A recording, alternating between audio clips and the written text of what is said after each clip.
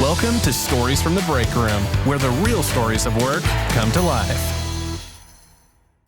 Hello, and welcome to episode 3 of Stories from the Breakroom, the podcast. I am Nora Burns. I'm your host and your guest on this adventure, and I am so thankful that you are here. Today, I'd like to talk a little bit about leave of absence from work and what the stories from the break room are that relate to this topic. Now, in the American workforce, there's a wide variety of reasons that somebody would need to take a leave of absence from work. It could be bereavement leave or jury duty, military leave. They might need time off for Family Medical Leave Act, which could be the birth or adoption of a child, caring for their own medical issue, caring for the medical issue of a loved one. They may need time off for accommodation under the Americans with Disabilities Act. There's a wide variety of reasons that people need a leave of absence from work to care for themselves or someone else. Now, there is a labyrinth of laws and regulations across the country, both federal, state, some municipalities, that relate to leave of absence from work and what an employer needs to do. Navigating those leave laws is up to a set of professionals who are incredible because they have to both kind of figure out which leaves apply, which laws apply. Some run concurrently, some run separately, and making sure that employees are well cared for during that process.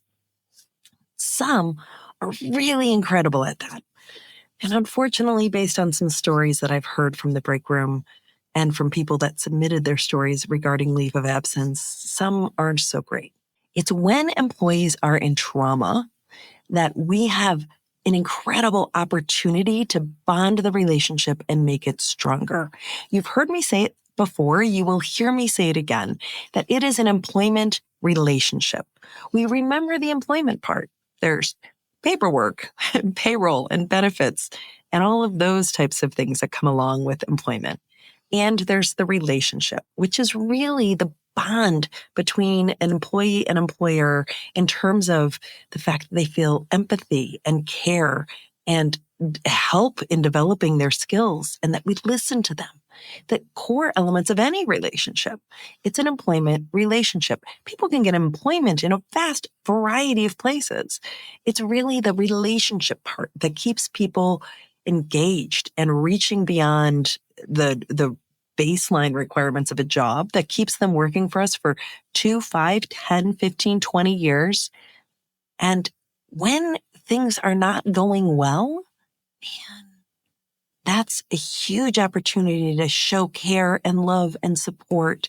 It's the weld, right? It's this piece of steel that has broken, and now we're going to weld that, and that weld holds so much stronger, right? In times of crisis, the friends who show up, that really helps to develop that friendship further. Same is true with employment relationship. So we want to do this well. So if you're on the employer side of this equation, I want you to pay attention to these stories in terms of what could you be doing better? What are you already doing that you want to make sure you continue to do? And on the employee side of these stories, I want you to think about the care and support that you've been shown when you've needed a leave of absence. And I also want you to show a great deal of appreciation for the people in your organization who have to work the maze that is created by all of these different laws, regulations, and things that are required in order to make sure that a leave goes through flawlessly. So I recently spoke at a conference that served the people who navigate these laws.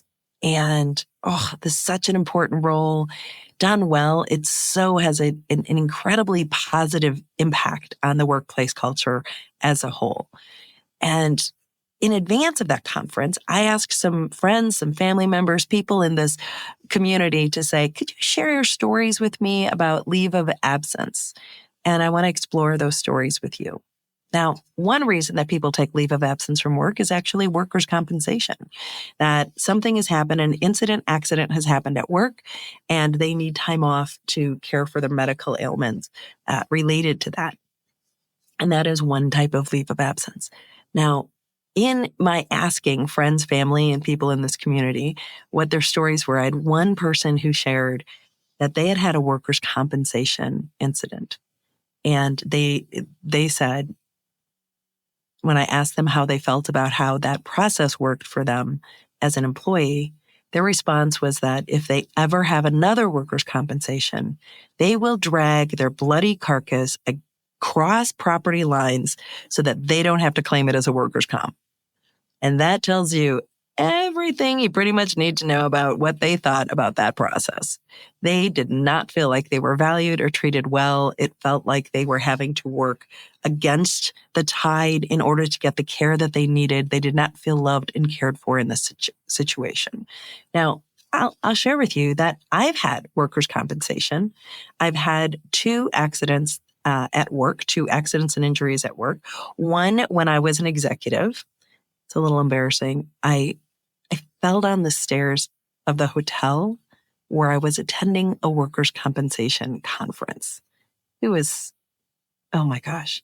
I caught the toe of my heel. So I was wearing pointy-toed heels.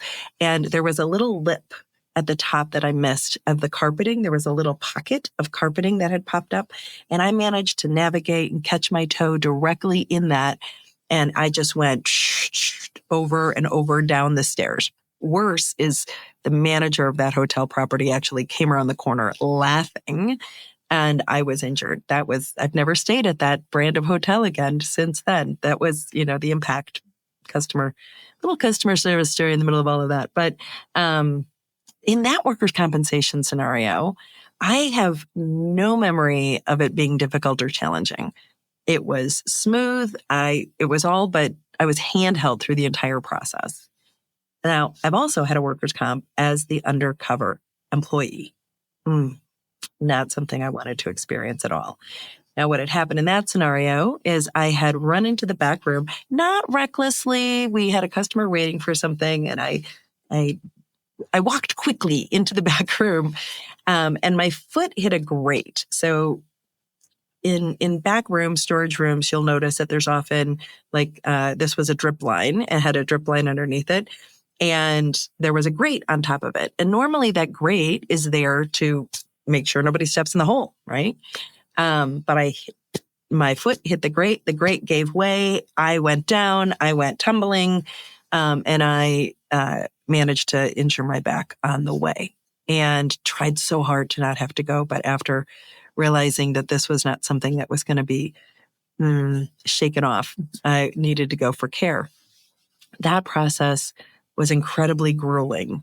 And I kept thinking about what if I was truly working for the wage that I was being paid by that organization. I probably wouldn't have had my own personal vehicle to make it to the appointments on a timely fashion. I would probably be juggling 2 or 3 part-time jobs because this was a part-time endeavor.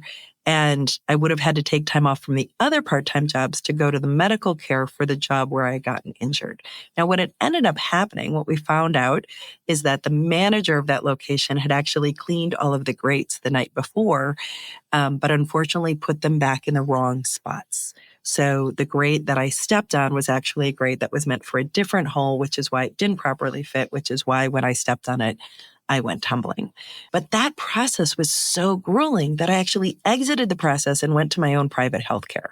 Now, given my scenario where I was doing undercover research and I wasn't reliant on that organization for my paycheck or for paying for my insurance, I had the option to do that. But that's not something that most frontline employees could do. And you really shouldn't do. I can almost hear the people who are in workers' comp yelling at their devices as they're listening to this podcast. No, don't do that. You need to stay in the workers' comp system. But it was grueling. Now, so I had these 2 very different experiences. Now, granted, there was a lot of years in between those 2 experiences.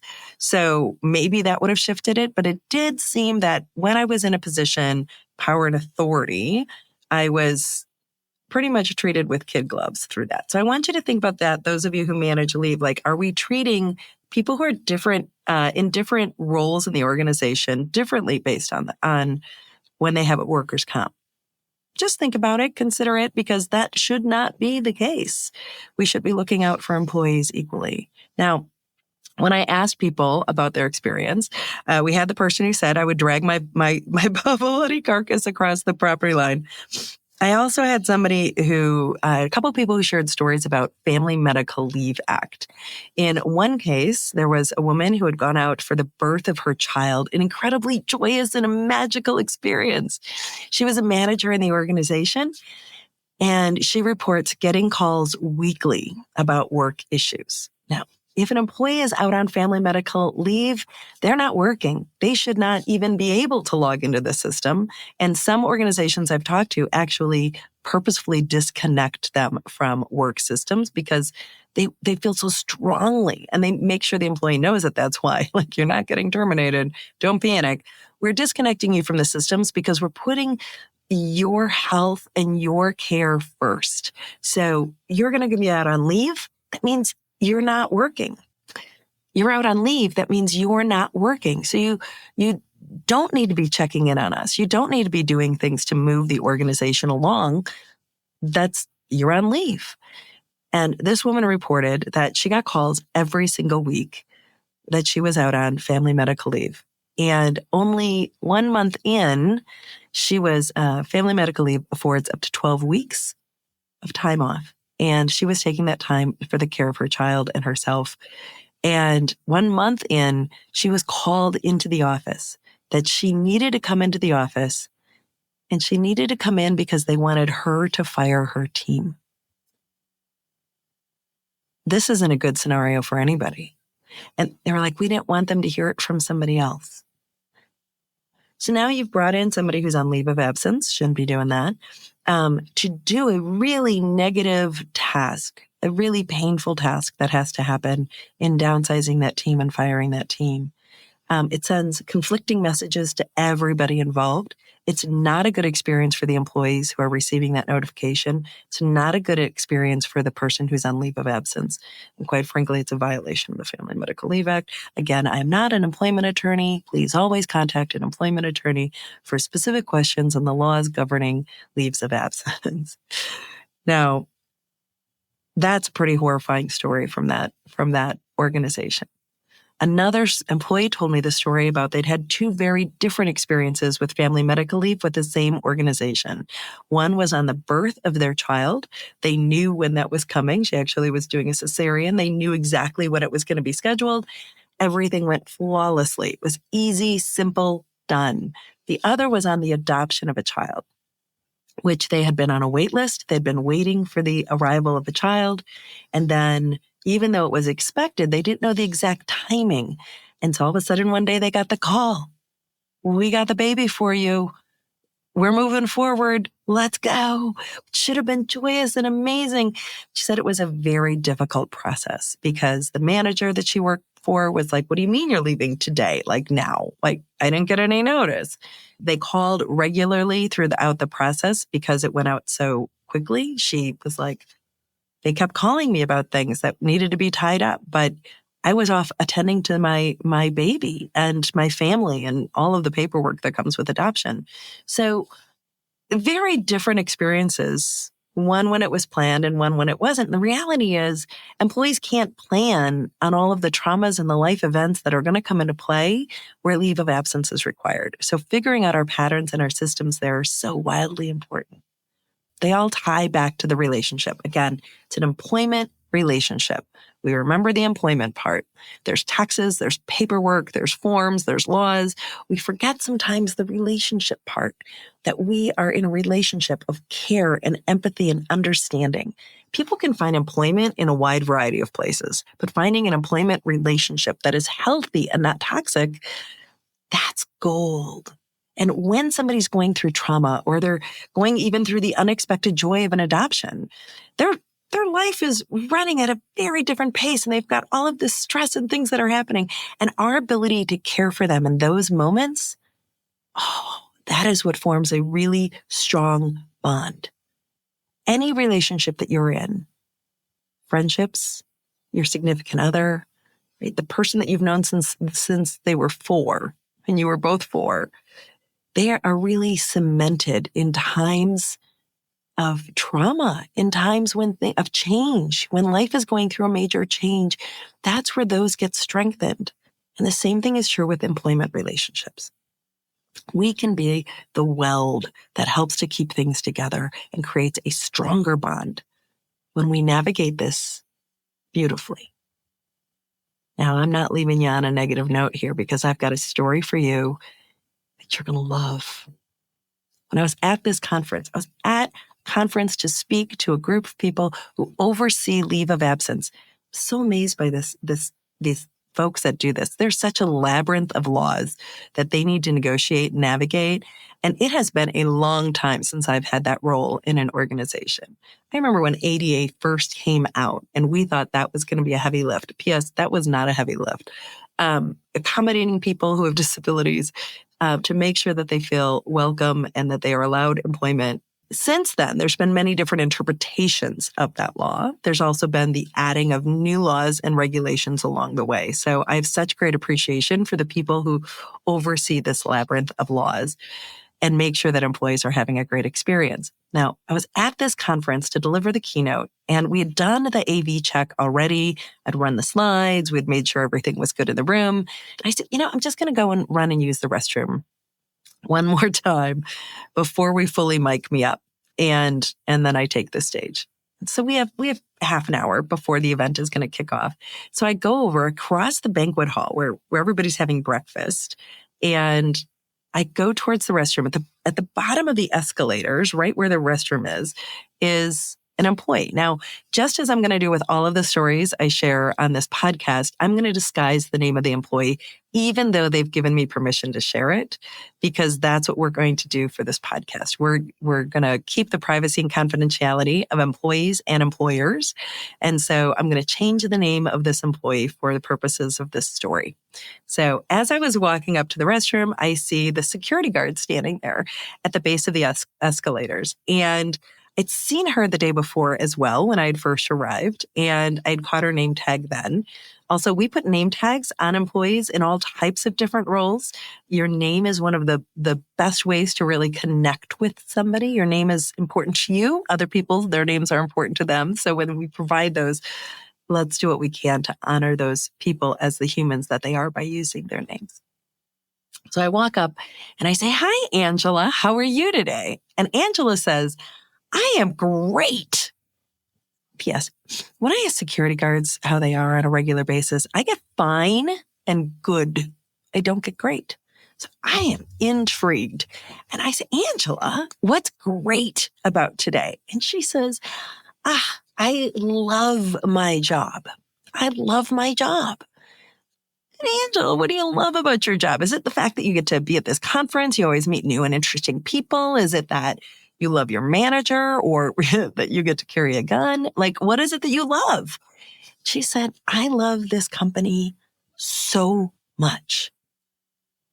And I said, "Can you tell me why?" She said, "Yeah." She said, today's an important day.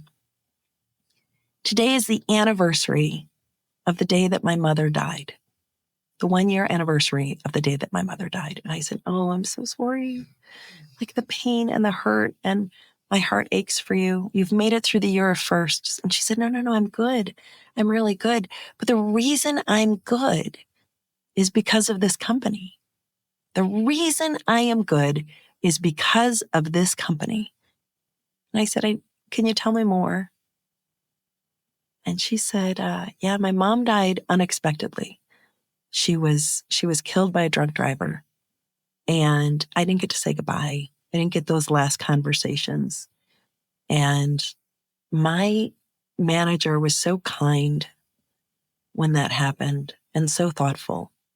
And the organization not only sent flowers, which is what most organizations do, but they sent a team of people to the funeral.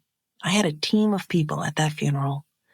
So they sent somebody prepared to speak about how thankful they were that this woman had raised this daughter who came to work for us. And she said they made sure I was taken care of. I got calls, and not in a pesky way about when are you coming back to work, but how can we best support you during this time? They set me up with a therapist and made sure that I was getting treatment and that I was managing the grief. And they gave me the time I needed. And they didn't make me take my vacation time. They didn't make me take unpaid time. They paid me for the full leave of absence so that I could mourn my mom. So today, on this anniversary, I am so incredibly thankful for this organization. I love this organization because they've shown love to me. And I said, Angela, how long had you worked for this company when that happened? 6 months. 6 months as a security guard at this organization. And this is how they responded to the trauma of her life. You will never be able to recruit Angela away from this organization. She's never leaving. They built a bond with her by caring for her, ensuring true love and respect for her in a major and significant time of need.